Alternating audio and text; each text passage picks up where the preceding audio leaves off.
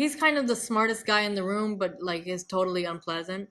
And it's a Mike Lee film, right? So it's very like, again, everything happens in the moment. That's like really crucial. Almost every scene has two people, and it's like IMDb describes it as like an odyssey, right? He like walks through the night, and he goes to all of these different spaces. Are they quite? Is that quite a heavy film? Because Mike Lee's films can be very, very like. So this is when he was still heavy. young and had a sense of humor. Oh, okay. This is not Mr. Turner or. No, as he got older, and he got very kind of like, oh. Which is a shame because like if you've seen his first film, which is a short film that he made with David Thewlis at NFTS called The Short and Curlies, that's a very sweet comedy, which is also super 90s. And then Life is Sweet is another quite sweet, very weird 90s comedy drama. But yeah, they're not Another Year. It's not old Mike Lee. Yeah. There is a youthfulness to it. And it is super like it's very like smart. It's like he's a smartass. Like David Thewlis plays a smartass throughout the whole film. Who is kind of really wants to connect with somebody but just doesn't. He can't. Like he always has to be right. He always has to be the smartest guy in the world, which is these are all things that like don't allow him to come in. Like they like and yeah, it's also like shot like really like so well. It's so dark, like visually there's not it's a dark film. It's like they ran out of lights or something like that, but it's a great it is like it doesn't have to be lit, and it just does a lot. And it's I just remember that film being like, I remember seeing that film from abroad and being like, is this what London is like? It seemed so dirty and dark and cruel and yet full of brilliant people. Yeah. And yeah, it was an interesting time. Yeah, I mean, like, and also, like, by the way, says a lot about Mike Lee, but like, it's not a film that's filled with like good music, and there's a lot of good music in the 90s, like in London. Oh, really? Well, maybe they didn't have that much money to spend on a. I don't think he would know. I think that like there's something quite like, I don't think he ever listened to like Goldie or Bjork or like that's not his world exactly. But I just think that is acted like really, really, really well, and again, it was sort of like. Because I know about like Mike Lee's methodology, which is that like he writes scripts out of improv. There was something that was like really kind of very fresh about that film. But yeah, those were like the films that I had thought of for the most part, and there's a bunch that like talking to you that's like missing. Stuff that come back. Yeah, like Altman's Pret-a-Porter was like a huge influence on me. That was the first, mostly because that was the first Robert Altman film I had seen. And then, like, only later on, I went back and saw Shortcuts and all of those things. And he, I think he's definitely in my top 5 all time. He may have been the greatest filmmaker to ever live. There's a chance that he just understood the medium on a whole level. So yeah, those were my films, but there's many more. Are there any other 90s films you on the list that are in your top? I mean, I know you don't have a top 10, but like the most memorable, best ones that you really wanted to talk about. I think Before Sunrise had a huge effect on me too. Oh my god! Do you know what? I love this trilogy so much. I'm so good. Happy. The first one I saw, I was 27. Was that the first one? Yeah. I don't know. I don't think you were 27 when the first one came out. No. I mean, the first one was Before Sunrise. The second it's Sunrise and Sunset, and then after, or Before Midnight. Yeah. No, I didn't see it in the 90s. Oh. I saw it. I never saw any of it. But I remember when I was in Shanghai, because there was no English TV and I was studying Mandarin and I had a break. So I used to go to this DVD shop. Well, I'll buy all these DVDs of all these films that I've like been meaning to see but never got round to doing it. So I saw Before Sunrise, but that was obviously much later, and I was 27. Why is Before Sunrise one of your favorite ones? I mean, I love that trilogy so much. I think Before Sunrise. First of all, I was perfect. I was the like quintessential audience for that film. I was 16 years old or 17 years old when they came out. I loved Ethan Hawke. Like Reality Bites had a huge impact on my life. Again, like up there with Boogie Nights, like massive. Like Reality Bites That was a big one, wasn't it? Reality Bites like changed what I thought could be a documentary, because Winona Ryder's character is a documentarian in that film, and she doesn't want when I was a kid, I thought documentary filmmaking were like Edinburgh. But this was this chick with a video camera, and she was shooting everything by herself, and she was just going to make a film about, and I quote, her friends trying to find out who they are without having any real heroes or role models. And I was like, holy shit, I was amazed that could be a documentary. And I just love that film. Ben Stiller's first film.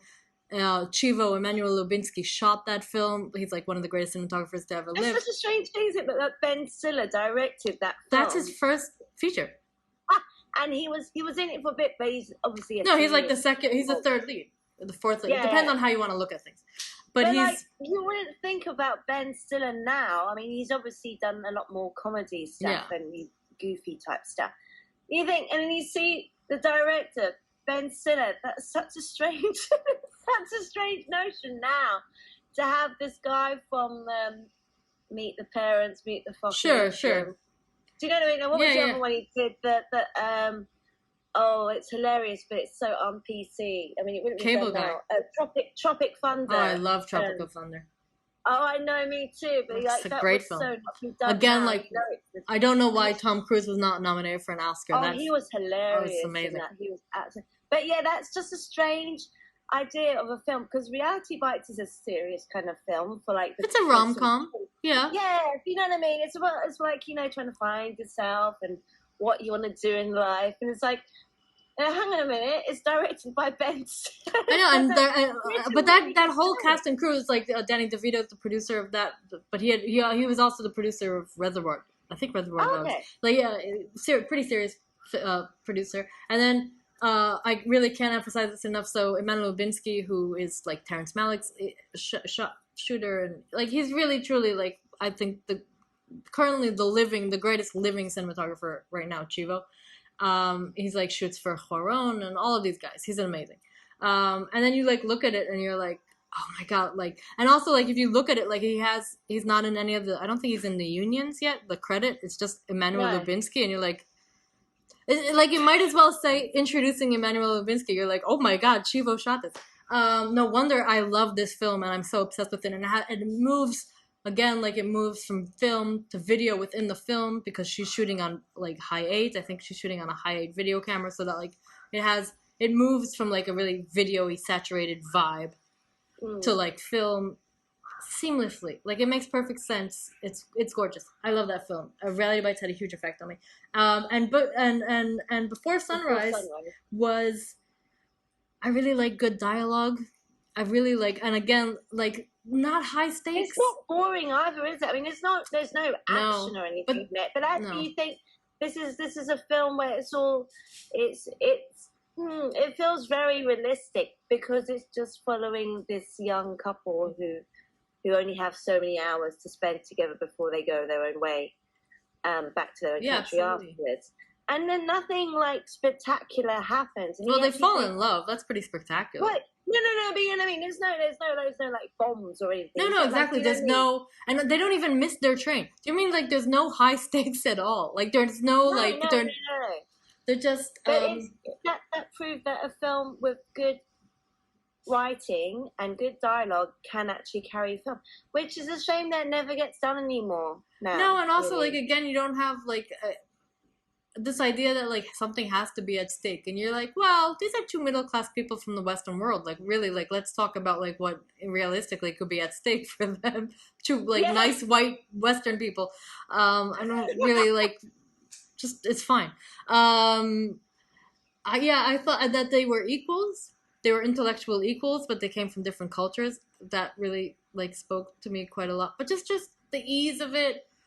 The flirtiness of it. And I remember like my boyfriend at the time, like all of his mates, like they didn't like that film, and I just thought, you cynical bastards, I feel so sad for you.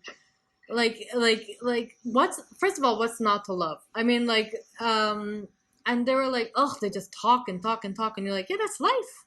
What are you talking about? Exactly. And I think everyone can identify with it, because they can all identify with, someone they remember who they only spent so much time with, and then they all went their own way or whatever. or if you're going through a breakup, something like that. It's something that everyone of any age can relate to.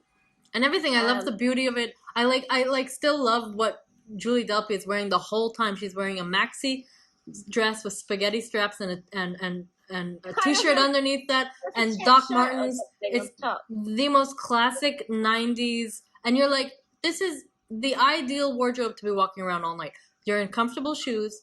You're not going to be cold. You're layered. You can take layers on, layers off, because after they have sex, like, she doesn't have her t-shirt underneath on. These little things that are like just absolutely like perfect. And he's so 90s as well, isn't he? He's got like the ripped jeans, the leather jacket. Yeah, and the 90s gel back. He's the most Ethan Hawke. I love Ethan Hawke. I love that Ethan Hawke is totally honest about how pretentious and that character, Jesse's character, is super pretentious. I just love it. I think that, by the way, for my birthday a couple years ago, we went to Vienna, and I went to all the places they go to. Yeah. And I've much many of the locations. Not a lot of it has like some of the cast is still the same, and it's really, like, I wasn't the first person. The reason I was like, I've always wanted to go to Vienna, not because of this, but I've always wanted to go to Vienna. And then I went, and I was like, holy shit, I like this. We have to go to the places that were in Before Sunrise. And sure enough, I Googled it, and a lot of people had done that before me. So like clearly other people. Like, and it starts, and it does. You can check it out on the internet. There's like, you can go in the order that they go in the film, so you actually like understand. Hang on, sorry. That's okay. What's it done? It stopped recording. Oh, I'm sorry. No, it's my fault. I wasn't keeping on. That's fine. So anyway, yeah, you can go in the order that they went, and it's really quite fun, especially if you love the film. I love the Before Sunrise, and I love that it like has a continuation. I thought that, but like the last installment was really quite amazing. You didn't like it? Did you like the first one? No, I didn't like the first one. It is heartbreaking. Well, yeah, it's funny because you relate to it, I think, according to where you are in your own life. So the first one I was 27. So I was like, because it's more of the 20s, isn't it, really?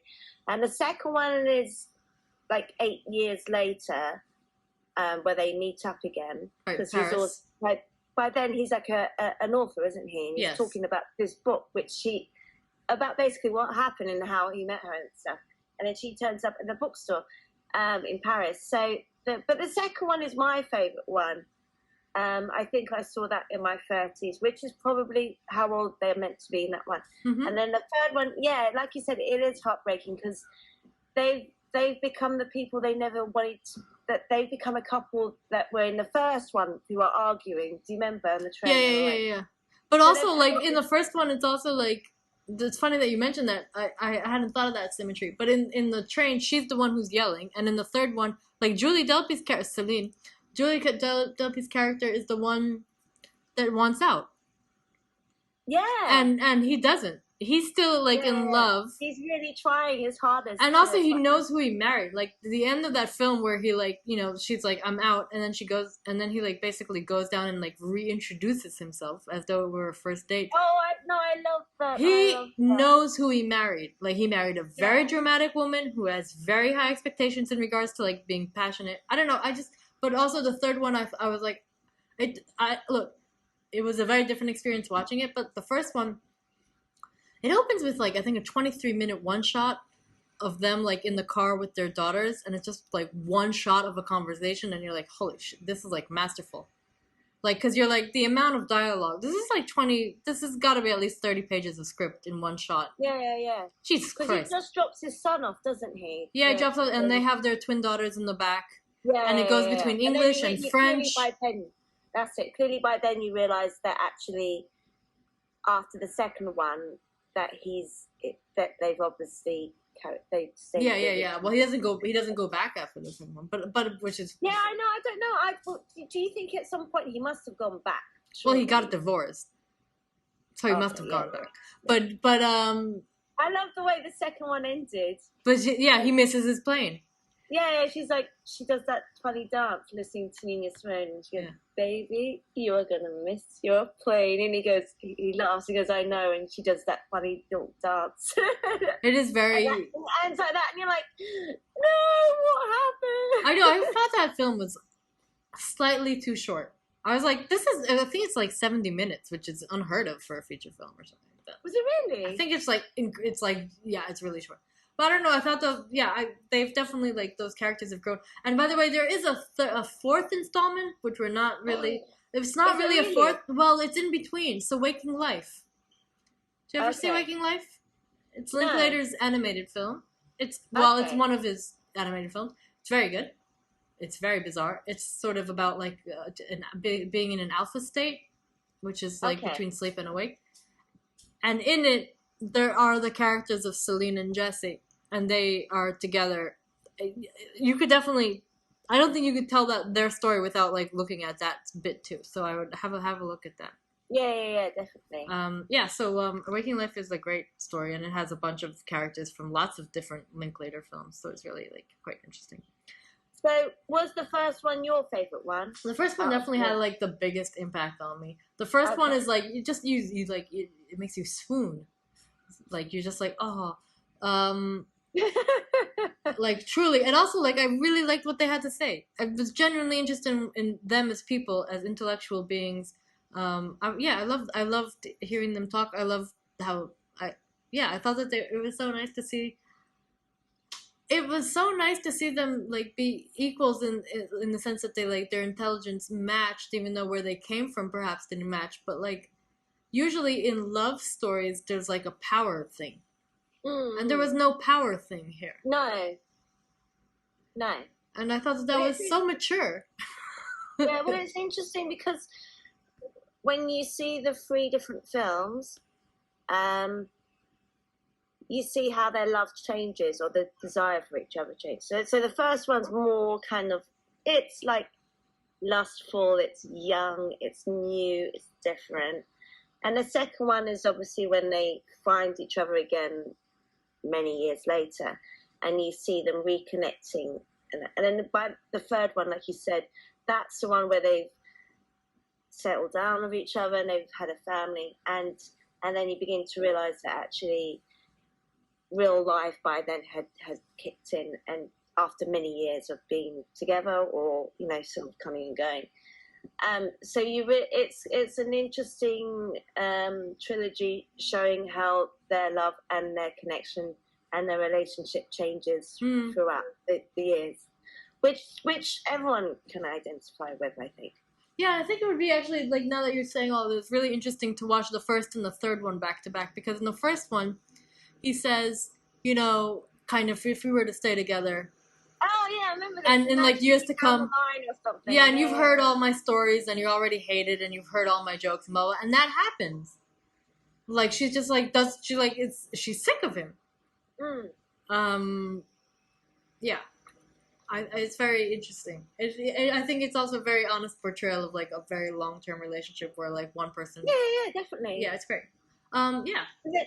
But then by the end, the third one, there's kind of like, which is nice, there's a glimmer of hope that you think, oh no, this couple's going to come to an end. They've decided they've had enough of each other. They've been.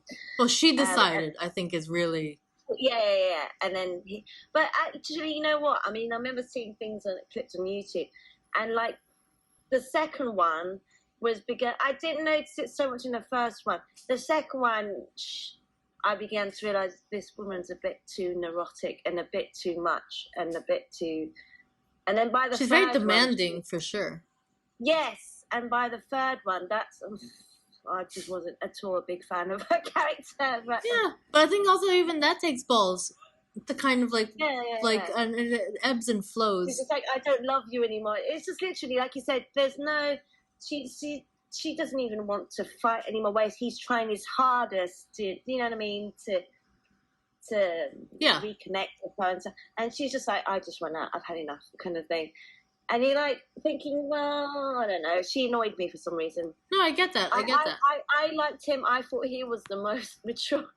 The most mature one out of that couple by the third one until towards the end. I mean, he's certainly the most endearing to some extent. Although, like, he's also like I I think like how he says that he likes her for that he knew that she came with all her yeah, problems. he's more mature from that except He's more level-headed, yeah. whereas he's like, you know, and he says to her, like, in the last one, like, you know, you just want to be like one of these girls who thinks everything comes to you on the plate. You just want a knight in shining armor. And he goes, you know, that doesn't happen in the real world. You know, I love you for who you are, even though you have these really big flaws, which is what people are like. So, yeah, no, it's really true. Yeah, so I think that's why everyone can relate to that film. Yeah, absolutely. The most. I totally agree. But the first one is your favorite, then? Yeah, I think the first one is definitely like my favorite, and it's just so like again, like I kept saying, like I was like the perfect. I was like the perfect demographic at the perfect time. I was like 16. Yeah. I think that's the main thing, is that you relate to it according to what point in your life you are and what age you are. Yeah, so for sure. You were 16 and I was about 27. So you were not far from being a 20-year-old, about 4 years away. Yeah, right. You can still very sort romantic. of understand and identify with where they're coming from, because it's all very new to them as well. You know, they're in a different place, they don't know where they are. It's new, it's exciting, they've never met each other before. So you can kind of see that, I think, as a 16-year-old as well. Yeah. So yeah, no, that is really interesting. Is there anything else you want to say about Before Sunrise? No, I feel like we've said it all. We have, really, haven't we?